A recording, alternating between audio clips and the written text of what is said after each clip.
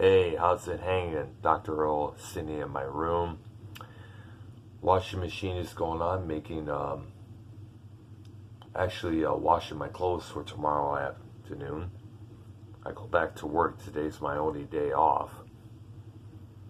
I got to work all the rest of this week up until my next day off, which will probably be next Monday. We're low on staff, so pretty much I'll be busy all this week. Excuse me. I was downstairs and I was watching Cops with my brother-in-law, and there was a commercial for Amazon.com. It featured a woman on looking on her phone while her little baby was on one of those little perches or seats out there on the kitchen table with her. And she sees this chair. She imagines herself sitting on this rotating chair with her hair down, black shiny spandex, high heels, black high heels, and black blazer. Move, acting like, oh yeah, I'm in the state of bliss while sitting on this chair, rotating round and round, you know. And the song they were using during this was a track by Whitesnake called "Is This Love?" And I couldn't help but laugh to myself, you know, because that song, I don't think that was the song's original intent when it first came out. I mean, we all know the song is about a man who's finally finds love, probably for the first time in his life, you know, or finally found a true love he was looking for after being screwed over so many times. But it's kind of, and here it is being used for Amazon.com. Now, I'm pretty much sure David Coverdale and whoever co-wrote the song with him obviously are getting their lots of royalties for that, for the publishing as well. And I'm pretty much sure the record label, Geffen, is probably earning a good revenue, since probably more than the artist is, because, you know, they own the copyrights, obviously. And with the album that song came from, being remastered, reissued as a deluxe set edition, you know, a couple years back, you know, fits to say, you know, perfect, you know. It seems kind of perfect for the longtime Whitesnake fan. At the same time, I guess it was Geico, or yeah, I believe it is Geico. It's definitely Geico. It imagines some dude, you know, riding a motorcycle while another Whitesnake song, a more bigger Whitesnake song, I should say, "Here I Go Again," is playing out loud in the background. Turns out that then all of a sudden, boom, the guy singing the guy who, by the way, is a construction worker, working a pile driver, is singing the song out loud and by himself. You know, he's managing himself on a motorcycle on the country roads and the mountaintop roadsides, you know, I guess that's what it's called. And that, in a way, kind of like makes a lot of sense, since the song is about drifting and traveling on your own and such. And it's kind of like figured of all the other songs out there that were used for commercials back in the day. I mean, like, take for example, Iggy Pop and the Stooges. The first track off their record, Raw Power, Search and Destroy. That was used for a Nike commercial back around, I guess, around 1997 or 1998. I forgot what year it was. And I remember Iggy in the interview saying he had no problem with it because, you know, they were not commercial successes, you know, so he doesn't really have no problem with that. And I think, if I also remember, Lust for Life was used for another commercial, and I forgot which company it was used for, or what it was used to advertise, but pretty much I know, Mr. Osterberg, pretty much got his share of royalty money from that, from the label and its publishing company.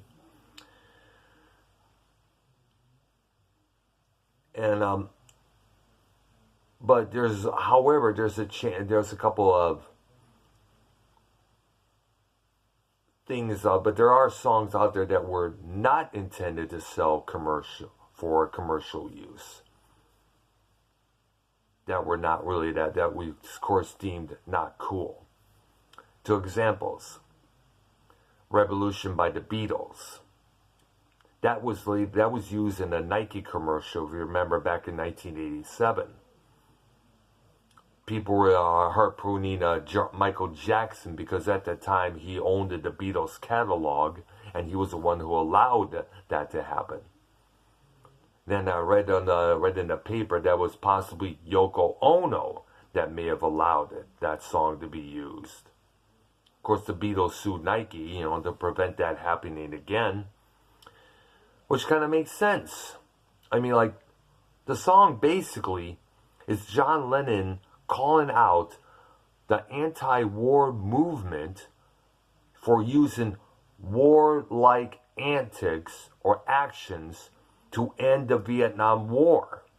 I mean, like, how can you say you're for peace? How can you say you're for, you're anti-war, you're anti-combative, you're anti-violence, when here you guys are throwing bombs, smashing car windows, attacking the police officers, attacking those who support the war, attacking militaries, men and women, because they're against your beliefs. You're calling the soldiers baby killers. And yet they're the one, and yet it's kind of funny because years later they're the ones who support late-term abortions, when you think about it.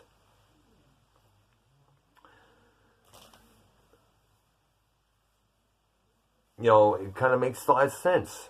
And from what I understand, there was lots of talk about that song when it came out. Lots of talk, kind of like makes you think for a second there, If you're going to protest in action, do it the peaceful way, not throwing bombs or throwing things out at the cops or the military. Fuck that. That makes you look like a blundering idiot.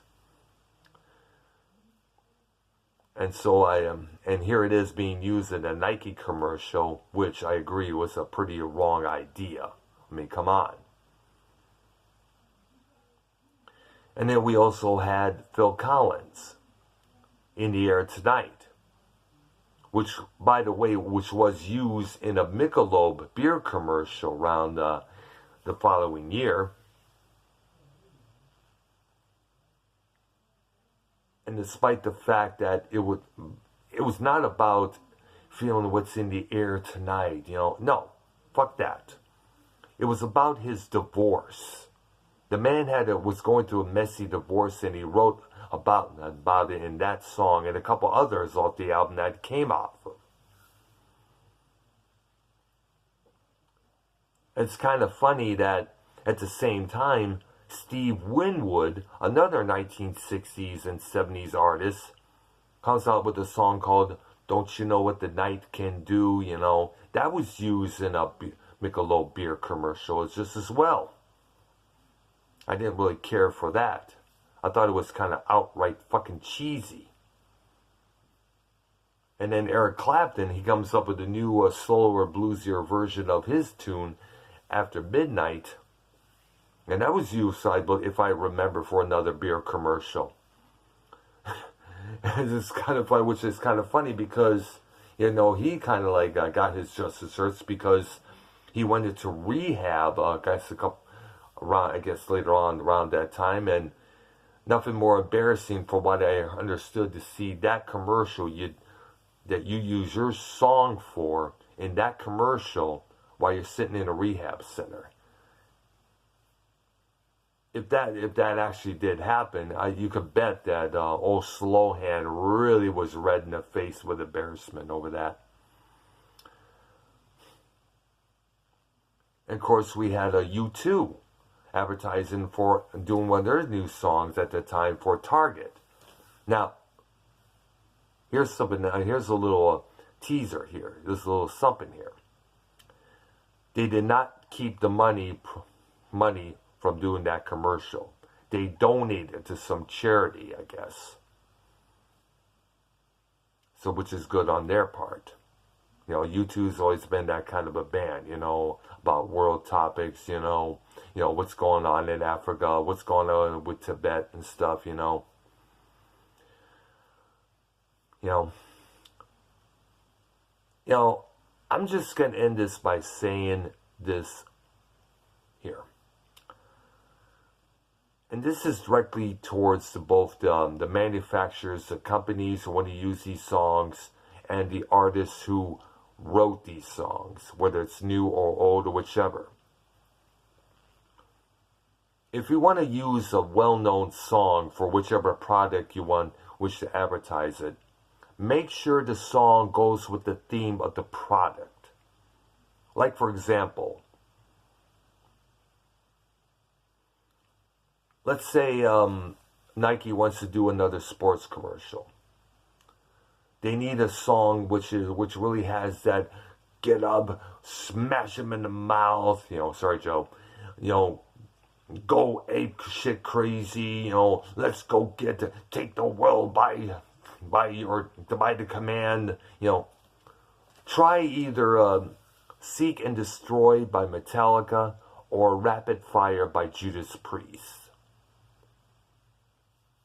Those songs would go great whichever Nike commercial they can come up with. Because it has that fierce, go get 'em, approach, the attitude in those songs.